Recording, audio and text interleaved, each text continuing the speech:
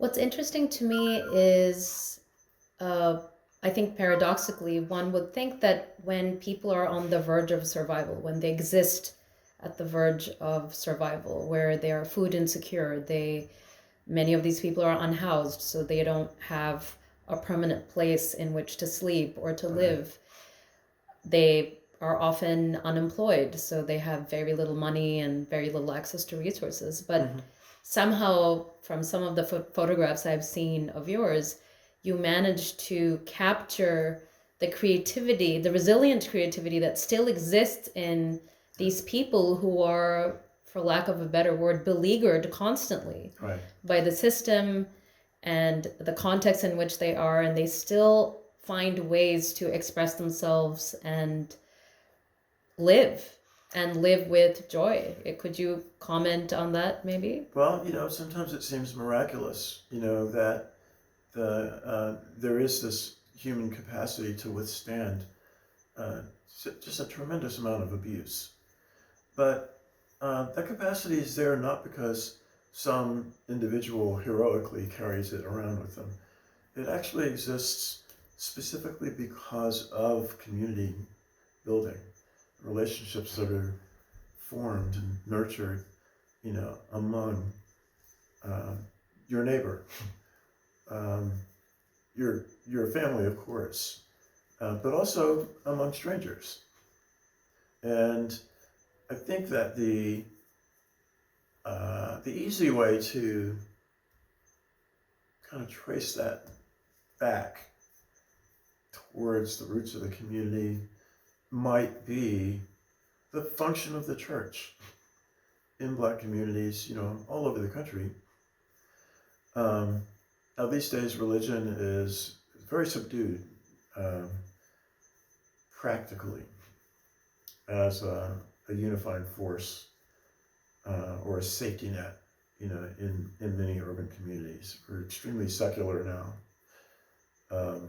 But the community building impulse is a natural human response to mutual respect and mutual caretaking. So that breeds the propagation of ancestral knowledge. It also breeds an open-mindedness to learning from others in a way that means you don't have to reinvent the wheel. And I've said the word inspiration maybe. Um, I want to say that the inspiration that I'm talking about is not about um, pulling people in from the outside. It's very much about looking in the mirror and seeing a positive version of yourself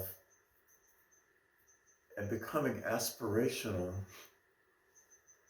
about who that self canon should be, and then committing to it. And when you commit to it, and then you get help from the next two or three or four people nearby, and you're all doing that, that's the safety net. And that's what ultimately becomes the capacity for both resistance and resilience.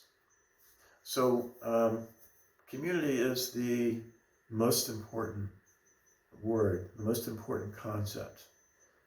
You mentioned food deserts for a second. The part of what Oakland, called West Oakland, which is, roughly a quarter of the city, today is a place where even if you own a house there, there's actually only one grocery store within 10 or 15 minutes Of driving. of where you are. Of driving. Sometimes it's almost impossible to get to that one grocery store in any kind of regular fashion. And the grocery store itself is a business that's constantly at risk. Well, that's happened over, the last 20 years or so. But, the question is, why is it staying that way? Um, So West Oakland is both kind of a disaster story retrospectively, but it's also exactly the kind of place where you want to discover and test ideas about recovery and reconstituting systems of self-reliance, which may have succeeded in the past and just got pushed out. So And a one of large part of that is to be food secure. right, If right. you do not have food, if you can't eat, then it's very difficult to build community. Yeah. So this is a little bit of an exaggeration just to make the point, but West Oakland is 50%, waterfront. How can a population live on the water and not be able to feed itself?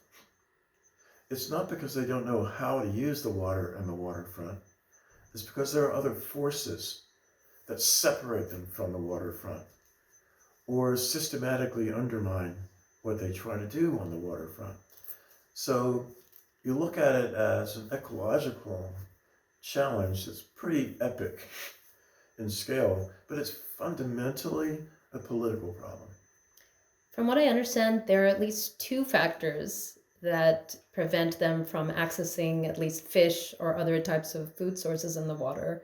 One is the constant pollution that has happened of the Yeah. Bay Area, especially in the 1800s and the 1900s, I think, which I believe has killed off most of the fish, if not other types of populations of edible living beings. Yeah. And the other is when you and I visited West Oakland, the waterfront itself has been cordoned off Yes. by either government property or utilities owned land or things like this, where before, when West Oaklanders had access to the actual water and the coast, Yeah. they no longer have access. Right. Is that accurate? That is accurate. And industrial pollution is not something that was inevitable. But given that as an urban center, Oakland sort of sprouted from the availability of industrially related work, it was inevitable that policymaking was going to favor industry over ecology. And communities. And community. So moving forward, the big still unanswered questions are, first, are there legal grounds by which direct access to the water as an inherently, owned, community-owned resource, how does that work? Is that something that is actually usable? Another thing is today in California, you can't just create a village on a waterfront and expect it to survive. There's going to have to be some level of business-driven viability to keep that thing in place, because the opportunity to reclaim the land as a productive resource is inevitably going to be subject to taxation. So it will be expected to generate contributions to the civic welfare, the big money pot, which is not managed by any one community. And so you need some kind of a system where there's a give and a give back, and both parties know how to keep it going. Neither party sees the other as an adversary.